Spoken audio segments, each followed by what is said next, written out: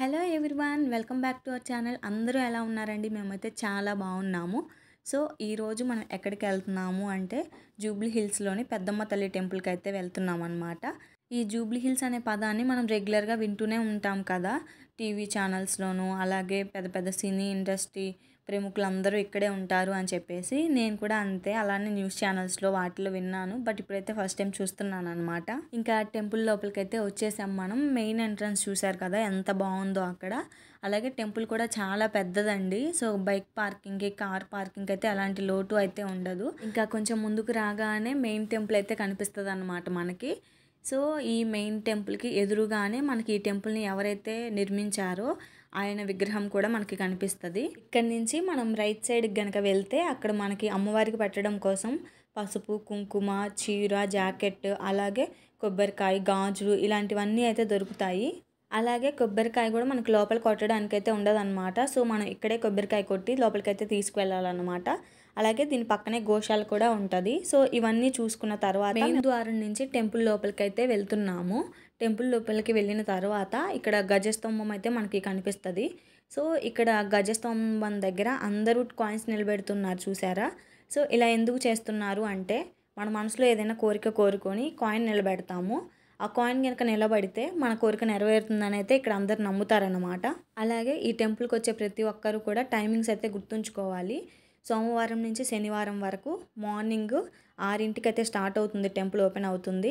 మధ్యాహ్నం 1 వరకు, మళ్ళీ ఈవినింగ్ 3 దగ్గర నుంచి నైట్ 8:30 వరకు అయితే ఉంటుంది. అదే సండే అయితే మార్నింగ్ 6 నుంచి నైట్ 8:30 వరకు అయితే టెంపుల్ అనేది ఓపెన్లో ఉంటుంది. ఇంకా టెంపుల్ చుట్టూ ప్రదక్షిణలు చేసి ఇంకా మేము దర్శనం కోసం అయితే వచ్చాము. సో అక్కడ మీకు కనిపిస్తుంది కదా గర్భగుడి అన్నమాట అదైతే. సో అమ్మవారు అయితే చాలా బాగుంటారండి. మనకి పెద్దమ్మ తల్లి అంటే కనకదుర్గ అమ్మవారే కదా. అమ్మవారు అయితే చూడడానికి చాలా బాగుంటారు. పెద్ద పెద్ద కళ్ళతోటి 2 కళ్ళు సరిపోవు అనమాట, అంత బాగుంటారు. సో మాకు దర్శనం కూడా చాలా బాగా జరిగింది. అంత ఎక్కువ క్రౌడ్ అయితే లేదు మేము వెళ్ళినప్పుడు.